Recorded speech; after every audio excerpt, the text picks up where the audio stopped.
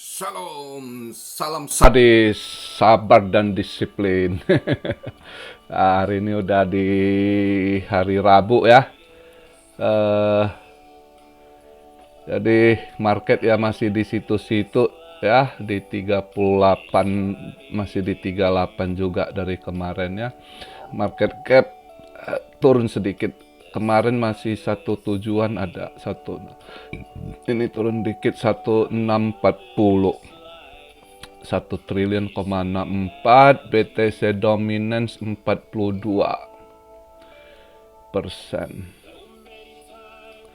BTC 38.500 something.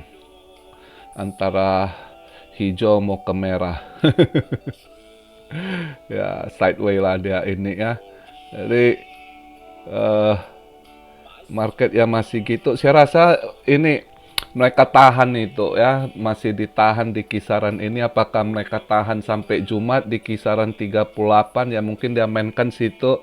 Hari ini mungkin kalau dia nggak tahan di 38, dia turunin dikit 37 berapa ratus, nanti naik balik 38, atau 38 naikin dikit ke 39, diturunin. Pokoknya di kisaran gitulah saya rasa dia mainkan. Mungkin ditahan sampai mungkin ya itulah Jumat ya kan.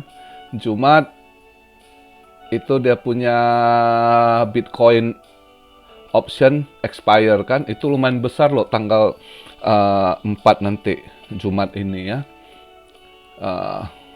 Juga sosnya dia breakout juga itu dalam 2 hari ini, makanya dia apakah setelah Bitcoin option apakah ditendang ke atas atau dibuang ke bawah. Nah ini juga masih raba kita, karena kenapa?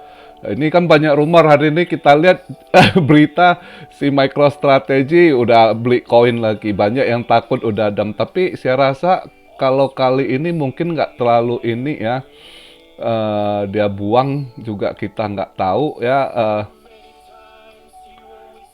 Saya rasa ini kecil sih sebenarnya. Kalau dia beli dip 660 Bitcoin 25 juta US dollar, nggak gede juga sebenarnya, nggak gimana pengaruhi market juga sih sebenarnya ya kali ini ya, nggak terlalu gimana.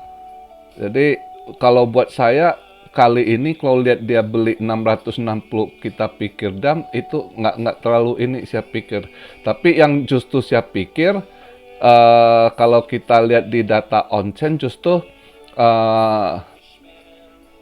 BTC ke exchange meningkat. Diparkir itu yang kita agak takut, bukan soal saya kali ini bukan soal si MicroStrategy setelah beli nanti dan ya bisa aja karena udah ada yang parkir juga ya, tapi kita nggak tahu, cukup jaga-jaga. Tapi bisa aja satu sisi lagi kalau kita lihat di data on-chain, di leverage itu udah penuh, sosnya harus ditendang ke atas gitu ya kalau mereka mau bersihkan short squeeze. Tapi yang nggak tahu masih ini mungkin masih diulur ya, nggak tahu. Maka kondisi begitu tuh buat kita tuh ya santai, lihat aja mau dia buang ke atas atau ke bawah baru ambil action gitu. Itu pun misalnya gini, dia kalau ke atas pun kalau belum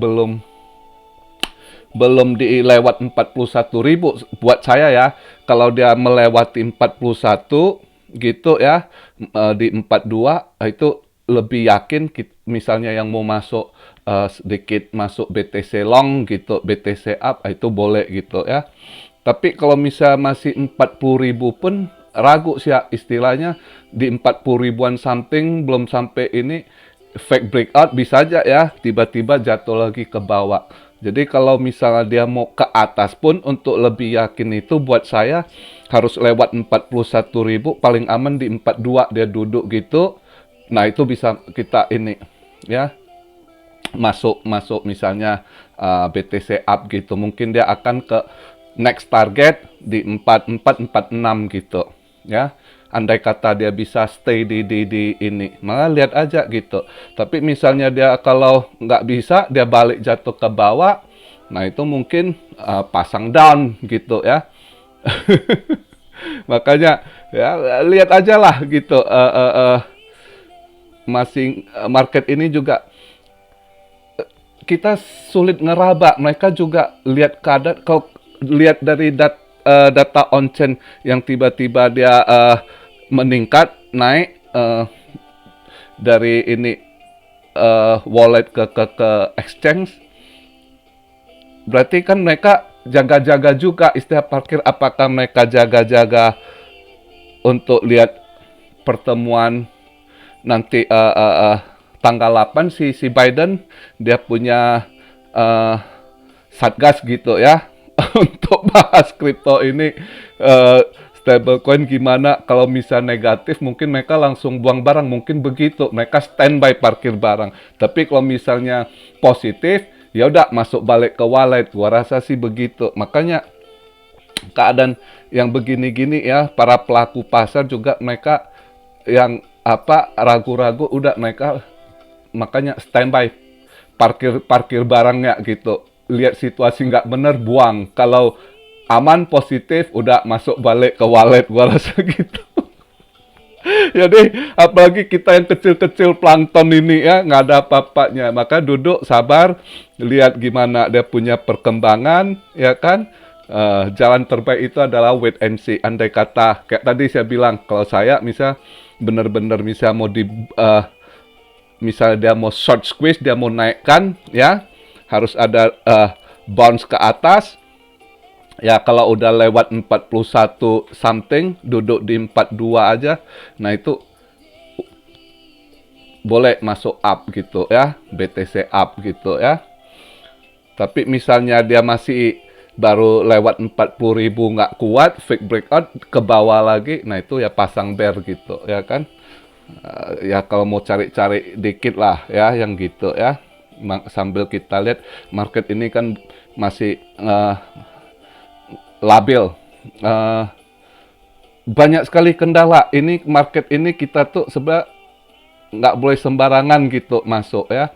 Nggak, bukan seperti orang lu masuk DCA kondisi gitu, nggak bisa buy dip DCA kalau yang modal-modal tanggung.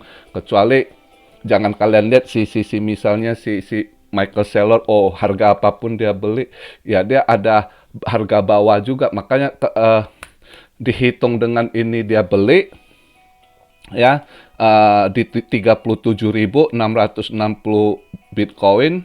Itu average rata-rata koin dia hold sekarang di kisaran 1 BTC $30.200 harga itu. Dan itu sebab bukan punya dia juga, jangan salah kalian ya. Banyak bilang Microsoft, dia itu juga sebagai hedge fund, itu di belakang ada bank-bank atau apa yang pakai nama dia juga, atau private billionaire yang beli di belakang layar ya, itu pakai dia belinya gitu ya, pakai dia punya company MicroStrategy. Kadang banyak juga orang-orang ini kan ya, kita nggak tahu mau lari pajak atau apa. Ini MicroStrategy sendiri kalau nggak salah 2-3 hari lalu saya baca berita juga SEC pantau dia juga itu. Kayaknya laporan yang dia masukkan, dia submit termasuk pajak dia, BTS ya, itu banyak yang agak katanya nggak jelas. Dia punya dokumen yang dia submit itu kayaknya nggak jujur menurut SEC gitu. Itu ada masalah juga gitu. Itu si Michael Saylor ini dia rekodnya sebenarnya kurang bagus ya. Dulu juga udah ada blacklist juga dari SEC juga. Dia dulu masalah kalau nggak salah bubble.com itu ya, di tahun 2001 ya. Ini orang rekodnya bukan bersih gitu. Termasuk dia head fund culas juga ini ya. Jadi ya apa yang dimainkan kita nggak tahu. Kita sebagai ini pantau, hati-hati. Yang penting kita juga ya modal taruh di sideway. Kalau dia benar-benar banting ke bawah, nah di situ serok barang murah ya kan. Jadi ya semua tiap manusia kan beda-beda. Ada yang semua kadang komen, kok gua nunggu di bawah nih, kalau bisa banting habis. Sedangkan kalau yang sangkut minta naik supaya bisa kejemput. Jadi ribet. Yang jelasnya ya sabar ngadepin market ini. Dia mau dibawa kemana ya kita tinggal ikut arus. Makanya selalu saya katakan apapun kita lakukan jangan all in gitu. Jadi tetap ada dana samping. Situasi yang berubah, kita tetap ada dana untuk mau DCA ya kan, atau mau roba kita punya plan gitu, ada dananya gitu ya. Jadi hari ini ya masih sideways gitulah. Saya rasa juga ini BTC dia tahan di sini sampai di BTC option ini karena gede, tanggal 4 ini lumayan gede BTC optionnya expire ini ya. Nggak mungkin dia mau rugi banyak gini. Kemarin itu udah rugi itu yang minggu lalu BTC optionnya itu banyak rugi dia. Tapi ya waktu itu nggak segede ini gede loh ya. Jadi maka lihat aja lah market begitu.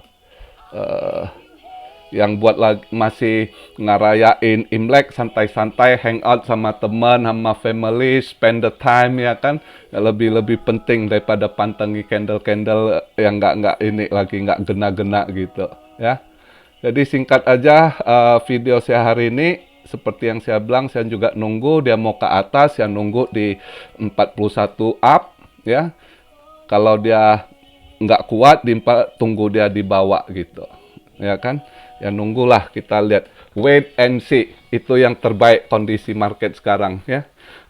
Ada yang tanya soal kasih kabar dikit soal emas yang mau trading, kayaknya semalam hijau dikit sih ya kan, karena semalam stock market semua hijau, cuma agak diturunin dolar yang merah semalam ya, tapi mungkin malam ini masih plus sedikit gua rasa, tapi lihatlah nanti berusaha atau apa,